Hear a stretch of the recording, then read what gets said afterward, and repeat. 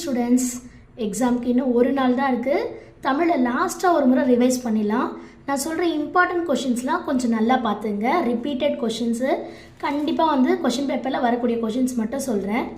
Maximum பார்த்தீங்கன்னா நம்ம ஓனாக எழுதுகிற மாதிரி கொஷின்ஸ் பாதி இருக்கும், மற்றது நம்ம படித்து எழுதுகிற மாதிரி இருக்கும். அதில் இம்பார்ட்டன்ட் பார்த்தீங்கன்னா ஃபஸ்ட் இயரில் வேங்கை என்பதை தொடர்மொழியாகவும் பொதுமொழியாகவும் வேறுபடுத்தி காட்டுக, அந்த கொஷின் வந்து ரொம்ப இம்பார்ட்டன்ட். ஸோ அதை நல்லா பார்த்துங்க. இந்த மண்ணும் சிலம்பேன்றதுல வந்து உங்களுக்கு நல்லாவே தெரிஞ்சது சீவக சிந்தாமணி வளையாபதி குண்டலகேசி, இவ்வளோ தான் ஆன்சரு. அது நல்லாவே எழுதிடுவீங்க. அதே மாதிரி ஒரு தாற்றில் பல சீப்பு வாழைப்பழங்கள் உள்ளன, இதுவுமே நம்ம ஜென்ரலாக எழுத முடியும். தாருன்றது சீப்புன்றது நம்ம டிஃப்ரென்ஷியேட் பண்ணி ஃபஸ்ட்டு ரெண்டுத்துமே கரெக்டாக இருக்கும், ஒன்றே ஒன்று மட்டும் தப்பாக இருக்கும். அது பிழைக்கான காரணம் எழுத போகிறீங்க. உடுப்பதும் உண்பதும் வந்து இன்னிசை அளபடை, இன்னிசை அளபடையோட இலக்கணம் கண்டிப்பாக நீங்கள் எழுதியிருக்கணும். அதுக்கப்புறம் தற்கால உரைநடையில் சிலேடை அமையும் நயம், இது என்ன பண்ணுறீங்க நீங்கள் கைடில் படிக்கும்போது ரொம்ப கஷ்டமாக இருக்கும். அதை விட நம்மளோட புத்தகத்தில் பார்த்தீங்கன்னா பேஜ் நம்பர் 10ல் ஃபஸ்ட்டு கற்பவை கற்ற பின்னில் காலை நேரம் ஒரு நிகழ்ச்சிக்காக தொடர்வந்தியில் வந்து இறங்கினார் தமிழறிஞர் கீவா, அதை வந்து மாலையிட்டு வரவேற்றனர்.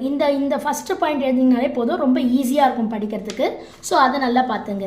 அதுக்கு அடுத்தது பார்த்தீங்கன்னா சிறுவினால தமிழ் அன்னையை வாழ்த்துவதற்கான காரணங்கள் கண்டிப்பாக கேட்பாங்க. இந்த சிறுவினா நீங்கள் எழுதும்போது பாடல் ஆல்ரெடி மனப்பாட பாட்டு படிச்சிருப்பீங்க அன்னை மொழியே, அதை எழுதிட்டு அதுக்கப்புறம் அதனோட மீனிங் எழுதும்போது இன்னும் பார்க்கறதுக்கு நீட்டாக இருக்கும். ஸோ அது இம்பார்ட்டன்ட் கொஷின். புளியங்கன்று ஆழமாக நடப்பட்டுள்ளது 5. அதே மாதிரி இளம் பயிர் வகைகள் எழுத போகிறீங்க. வாழைக்கன்று, நெல் நாற்று, அது ஈஸி. இது ரொம்ப ரொம்ப ஈஸியானது, இது ஓனாகவே எழுதக்கூடியது. அறிந்தது அறியாததுன்னா அறிதல் அறியாமை, புரிதல் புரியாமை அப்படின்னு எழுத போகிறீங்க. அதுக்கடுத்தது ரொம்ப இம்பார்ட்டன்ட் எதுன்னு பார்த்தீங்கன்னா தமிழ் அழகனார் தமிழையும் கடலையும் இரட்டுற மொழியும் பாங்கு, இது வந்து 2வது செய்யுள்ள பார்த்தீங்கன்னா இரட்டுற மொழிதல் சொல்லிட்டு ஒரு பாடல் இருக்குது. இந்த பாடல் எழுதி இந்த டேப்லெட் கால் எழுதிங்கன்னா கண்டிப்பாக 3 மார்க்ஸ் வந்து நம்ம ஸ்கோர் பண்ணிடலாம். நெடுவினால பார்த்தீங்கன்னா மனோன்மணியம் பே சுந்தரனாரின் தமிழ்தாய் வாழ்த்து பாடலையும் பெருஞ்சித்திரனாரின் தமிழ் வாழ்த்தையும் ஒப்பிட்டு மேடை பேச்சு ஒன்று உருவாக்குக, இது இம்பார்ட்டன்ட். நெக்ஸ்ட்டு மற்ற ரெண்டுமே வந்து ஜென்ரலாக நம்மளாவே ஓனாகவே எழுதலாம். தமிழ் சொல்வளம் வந்து நம்மளோட மொழி வளமையை ஏற்படுத்துறதுக்காக சொல்வளம் முக்கிய இன்றையமையாதது அப்படின்னு சொல்லிட்டு நம்ம ஓன் பாயிண்ட்ஸ்லையும் எழுதலாம். அதுக்கு அடுத்தது பார்த்தீங்கன்னா வெளிநாட்டிலிருந்து உங்கள் இல்லத்திற்கு வரும் உறவினர் மகளுக்கு தமிழ் மொழியை பேச தான் தெரியும், எழுத தெரியாது, உரைநடையின் சிறப்புகளை சொல்கிறது, இதுவுமே நம்ம ஜென்ரலாக எழுதிட்டு அதுக்கு அடுத்தபடியாக பார்த்தீங்கன்னா இந்த புக் பேக்கில் இருக்கக்கூடிய எல்லா அப்ஜெக்டிவ்ஸும் நல்லா ரிவைஸ் பண்ணுங்கள். நம்ம புக்கில் இருக்கிறது மட்டும்தான் கொஷின் பேப்பரில் வரும். அதுக்கு அடுத்தது பார்த்தீங்கன்னா இது எல்லாமே நீங்கள் ஒமிட் பண்ணாமல் ஃபுல்லாக பார்த்தீங்கனாலே ஒரு 7 அப்ஜெக்டிவ்ஸ் கொடுப்பாங்க. அது ஒவ்வொன்றுத்துக்கும் 2 மார்க்ஸ், அந்த 14 மார்க்ஸ் அதெல்லாம் நீங்கள் ஈஸியாக எடுத்துலாம். ஃபஸ்ட்டு பலவுள் தெரிகளை ஒரு 14 மார்க்ஸ் இருக்குது. அதுக்கப்புறம் பார்த்தீங்கன்னா அப்ஜெக்டிவ்ஸ் வந்து கொடுப்பாங்க. அது எதுலேருந்து எடுக்கிறாங்கன்னு பார்த்தீங்கன்னா இந்த புக் பேக்கில் இருந்து தான் எடுப்பாங்க. இதில் கட்டுரையில் பார்த்தீங்கன்னா தமிழ் மொழியோட சிறப்பு கேட்டிருக்காங்க. இதை நீங்கள் உங்களால் படித்து இது வரல மெமரி பண்ணலை அப்படின்னா லாஸ்ட் மினிட்ல டென்ஷன் ஆகாதீங்க. இந்த ஃபஸ்ட்டு நெடுவினாவையும் செகண்ட் நெடுவினாவையும் சேர்த்து எழுதுனீங்கனாலே இதுக்கு ஆன்சர் ஆகிடும், ஆப்ட் ஆகிடும். காட்சியை கண்டு கவிஞரை எழுதுக, அது எல்லாமே வந்து ஃபஸ்ட் 5 லெசன்ஸ் நல்லா பார்த்துங்க. அகராதி காண்க, தமிழ் எண்கள், அதுக்கப்புறம் வந்து கலைச்சொல், இது வரல ஃபஸ்ட் இயரில் நல்லா பார்த்துங்க. நெக்ஸ்ட்டு பார்த்தீங்கன்னா இயல் 2, நான் ஃபஸ்ட்டு 3 இயல்து மட்டும் இம்பார்ட்டன்ட் சொல்லிடுறேன். அதுக்கப்புறமா நம்ம மற்ற ஒவ்வொரு இயல் தான் பார்க்கலாம், சரிங்களா? இதில் வந்து பார்த்தீங்கன்னா நமக்கு உயிர் காற்று, இது ஜென்ரல் வேர்ட்ஸ், காற்றே வா, வாழ வழியை தான், நம்ம இஷ்டத்துக்கு எது வேணால் எழுதலாம். அதுக்கடுத்து பார்த்தீங்கன்னா வசன கவிதை ரொம்ப ரொம்ப இம்பார்ட்டண்டானது, அதை நல்லா பார்த்துங்க.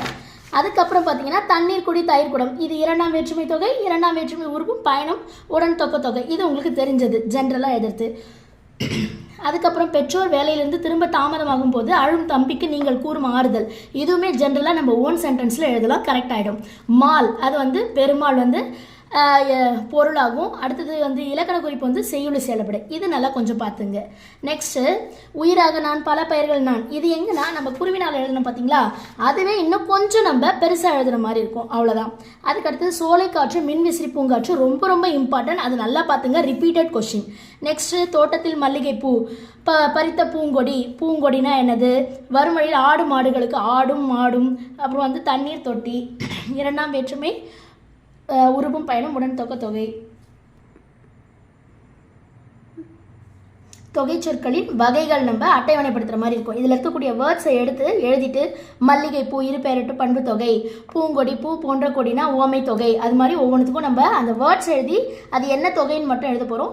ஜஸ்ட் நீங்கள் 1 செகண்ட் பார்த்தீங்கனாலே அந்த கொஷின் இதுவாகிடும். நெக்ஸ்ட் மழை நின்றவுடன் புலப்படும் காட்சி, இதுவுமே நம்மளுக்கு ரிப்பீட்டடாக நிறைய கொஷின் பேப்பரில் கேட்டிருக்காங்க. அதை நல்லா பார்த்துங்க. அதுக்கு அங்கேயே குறிப்பு கொடுத்துருப்பாங்க. அதை நம்ம இன்னும் வந்து அழகான கொஞ்சம் சென்டென்ஸாக எழுதுகிற மாதிரி இருக்கும். முல்லைப்பாட்டில் கார்கால செய்திகள், இதில் நெடுவினா பார்த்தீங்கன்னா. அதுக்கப்புறம் புயலிலே தோணி வந்து அந்த அளவுக்கு கேட்கறது கிடையாது. ஸோ அது வேண்டாம். இன்னொன்று வந்து பார்த்தீங்கன்னா மலர்ந்து மலராத வந்து இது ஒரு சில கொஷின் பேப்பரில் தான் வந்து ரிப்பீட்டடாக வந்திருக்கு. ஜஸ்ட் 1 டைம் பார்த்துக்குங்க. ஆனால் இம்பார்ட்டன்ட் பார்த்தீங்கன்னா முல்லைப்பாட்டில் உள்ள கார்கால செய்திகள். நெக்ஸ்ட் மொழிபெயர்க்க நம்மளோட 9 லெசன்ஸில் வந்து பார்த்தீங்கன்னா அதுக்குள்ளே இருந்து தான் வரப்போகுது. அது நல்லா படிச்சுங்க. கண்டிப்பாக அதில் வந்து நம்மளுக்கு டிரான்ஸ்லேஷனுக்கு 5 மார்க்ஸ் வந்துடும். நெக்ஸ்ட்டு காட்சியை கவினுரை எழுதுக 2வது இயல்ல. அதுக்கப்புறம் பார்த்தீங்கன்னா கலைச்சொற்கள், இதை பார்த்துங்க. இப்போ இயல் 3ல் பார்த்தீங்கன்னா விருந்தை பற்றி நம்மளுக்கு சொல்லியிருப்பாங்க. திரும்ப விருந்தினரை எப்படி வந்து மகிழ்வித்து கூறுறது, எப்படி நம்ம வந்து விருந்து உபசரிப்பு செய்வோம். இதில் வந்து விருந்தினரை மகிழ்வித்து கூறும் முகமன் சொற்கள் ரொம்ப இம்பார்ட்டன்ட்.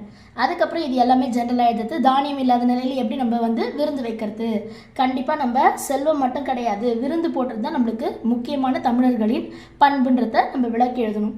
இதுவுமே வந்து விரைவு காரணமாக, அதுக்கப்புறம் நம்ம பேசுறது சிரித்து சிரித்து அடுக்கு தொடர் அது மாதிரி வரும். அதுக்கடுத்து இம்பார்ட்டன்ட் ரொம்ப பார்த்திங்கன்னா இரடி பொம்மல் பெருகுவீர், இது ரொம்ப ரொம்ப இம்பார்ட்டன்ட்.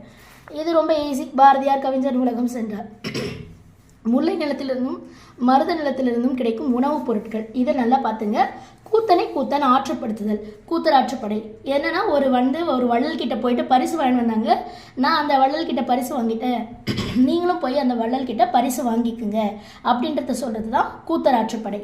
அதை நல்லா பார்த்துங்க. அன்னமையா துணைப்பாடத்தில் ரொம்ப ரொம்ப ரொம்ப இம்பார்ட்டண்டானது, கண்டிப்பாக கேட்பாங்க. ஸோ அதை நல்லாவே இன்னும் நல்லா படிச்சுக்குங்க. குறிப்பு சட்டகம் போடணும் பாருங்கள். அதுக்கப்புறம் ஆற்றுப்படுத்துதல், நம்ம இங்கே படித்த சிறுவினாவையும் இன்னும் கொஞ்சம் எக்ஸ்ட்ரா பாயிண்ட்ஸ் எதுனால இந்த நெடுவினா நம்மளால் அட்டன் பண்ண முடியும். அதுக்கப்புறம் பழமொழிகள் நிறைவு செய்க. நெக்ஸ்ட் இரு சொற்களையும் ஒரே தொடரில் அமைத்து எழுதுக. இதில் வந்து கண்டிப்பாக வரும், நல்லா பார்த்துங்க. சிலை சீலை, தொடு தோடு, நம்ம ஓன் சென்டென்ஸாக எழுதுனா இதுக்கு மீனிங் தெரிஞ்சாலே போதும். சிலைனா வந்து கற்சிலை சாமி சிலை, சீலைனா துணி, தொடுனா தொட்டு பார்க்கறது, தோடுனா காதில் இருக்கிறது, மடுனா வந்து தண்ணி தேங்கக்கூடிய இடம், மாடு மலை மாலை, வழினா காற்று, வாளினா அந்த பக்கெட்டு, வீடு வீடு. இது மாதிரி இதனோட பொருள் உணர்ந்து நீங்கள் ஒரே சென்டென்ஸாக எழுதுனீங்கன்னா அது ஈஸியாக உங்களுக்கு மார்க் ஸ்கோர் பண்ணி கொடுத்துரும். அதுக்கடுத்து முக்கியமானது பார்த்தீங்கன்னா திருக்குறளில் மனப்பாடம் வந்து கம்பல்சரி 2 மார்க்கில் வரும். அப்போ என்ன பண்ணணும்னா இது பாருங்கள், அறிவு அப்படின்ற முடியும் குறள்னு கேட்டிங்கன்னா நீங்கள் என்ன வச்சுக்கணும், எப்பொருள், அந்த பொருள் எதுனா அறிவு அப்படின்றத ஞாபகம் வச்சுக்கணும். அதுக்கப்புறம் விடல் என முடியும் குறள்னா பல்லார் அப்படின்றத தெரிஞ்சுங்க. நெக்ஸ்ட்டு கண் பண் ரைமிங் வேர்ட்ஸாக ஞாபகம் வச்சுங்க. நெக்ஸ்ட் பார்த்தீங்கன்னா தரும் என கூடம்னா அருமை அப்படின்றத ஞாபகம் வச்சுங்க.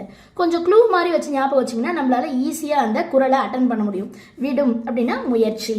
சரிங்களா, இது வரல மனப்பாட திருக்குறள் ஆயிடுச்சு. இதில் இருக்கக்கூடிய கொஷின்ஸ் பார்த்தீங்கன்னா நச்சப்படாதவன் செல்வம் ரொம்ப இம்பார்ட்டன்ட். அதுக்கு அடுத்தது பார்த்தீங்கன்னா இது கண்டிப்பாக அணியில் வேலோடு நின்றான் இடுவென்றது போதும், கோலோடு நின்றான் இரவு அப்படின்றத நம்ம அணி கொடுத்துட்டு என்ன அணின்றத எழுத சொல்லுவாங்க. நீங்கள் அணியின் பெயர், அணி இலக்கணம், அணி விளக்கணம், அணி விளக்கம், அணி எடுத்துக்காட்டு இப்படின்னு சொல்லிட்டு ஆர்டராக எழுதுனீங்கன்னா கண்டிப்பாக அதில் நம்ம 3 மார்க்ஸ் ஸ்கோர் பண்ணிடலாம்.